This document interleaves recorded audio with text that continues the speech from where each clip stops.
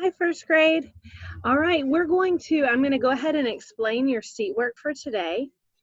Your two seat work pages look like this mushroom page and this writing page right there. So I'm going to go over those for a minute. If you want to, you can listen to the directions and pause and do that section, then listen to the next directions and pause and do that section and go all the way through that way. After that, I'm going to go ahead and do our math papers. So I want you to listen close. I want you to be working hard, working diligently. It shouldn't take more than about 10 minutes for each paper, even if it takes that long. So make sure you're working hard to get your work done. Okay, this first page, it says finish the sentence. The sentence says, I'll read it to you. One day, can you see it? One day I looked under a mushroom and saw. So there's a picture under a mushroom. Well, what could you finish that sentence? Now they give you a lot of information there that you could write down. There's a lot of things, there's a lot of lines. Some of you are big story writers, so you could write a couple of sentences if you want. But that's what that is. Okay, then down here it says change the Y to I and then add ES. So we've had a lot of practice with that. Make sure you're doing that. Change the Y to I and add ES. On the back, you're going to read this story and answer the questions using the story. And here it says mark the bubble under the correct picture. So there's riddles here. You're going to read the riddle and choose the correct answer. It says, I have webbed feet. I love to swim. Well, a fish doesn't have feet, right? And a hen doesn't like to swim. So your only answer would be a duck. So read the riddles and choose the correct answer. Then you're going to do the front of this page, the page about the kitten. Can you see it there? Don't forget to do your warm-up and then copy the poem about the kitten. We're going to take a look at our fact practice page here. And let me share my screen so you can see it too. You can, at this time, you can write your name. You can go ahead and get ready to do this fact worksheet. On this one, we're talking about differences of two. And with differences of two, we know that if it's an odd number, the way you can identify differences of two, if it's two odd numbers and they're beside each other when you count, then the answer is always going to be 2. So if you notice, there's some, and here's what it looks like. There's some here. 3 minus 2, that would be a difference of 1 because those are right beside each other. Then we have down here 8 minus 6. Well, those are both even numbers and they're right beside each other with just one number skipped in between. So that would be a difference of 2. Your answer would always be 2. So that's what we see there. There's also review ones here, -1, subtracting from 10.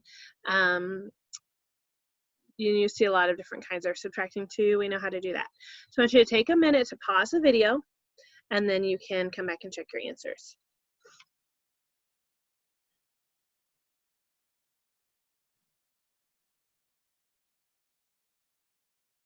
Okay, looking here at the answers, we're going to go through the answers together, and then we'll go right to our class fact practice, our guided class practice.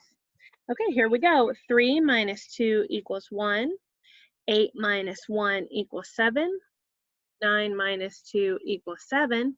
6 minus 5 equals 1. 5 minus 3 equals 2. And check your work and change your answers if you need to.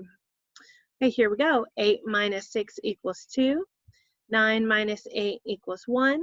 7 minus 2 equals 5. 6 minus 4 equals 2. 4 minus 3 equals 1. Okay, next row. I'm going to mark that row. 8 minus 7 equals 1. 5 minus 1 equals 4. 10 minus 8 equals 2. 7 minus 6 equals 1. 10 minus 2 equals 8. And last row. 5 minus 4 equals 1. 7 minus 5 equals 2. 6 minus 0 equals 6. 4 minus 2 equals 2. And 10 minus 7 equals 3. So you can take a minute to pause the video if you need to check your work. Otherwise, we're going to go ahead and get out our guided class practice worksheet. You see it right here.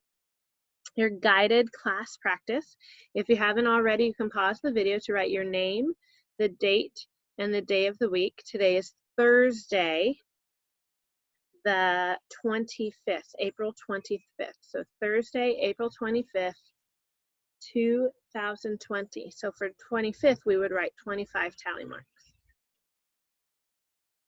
Okay, right here it says write the number 114 on the place value chart. So we're going to do 1, 1, 4. And it says circle the digit that tells the number of ones. Well, it says ones right there, so we would circle the number 4. Okay? 5 children from room 4 went to the nurse's office to have their eyes checked. Well, that's a whole lot of information, more than we need. I'm going to get rid of what we don't need because I think that becomes very confusing. So if you notice, I'm going to come down here. I think that where it says room 4 is very confusing, and I just want to cross that out because, boy, that's going to confuse me with all the numbers.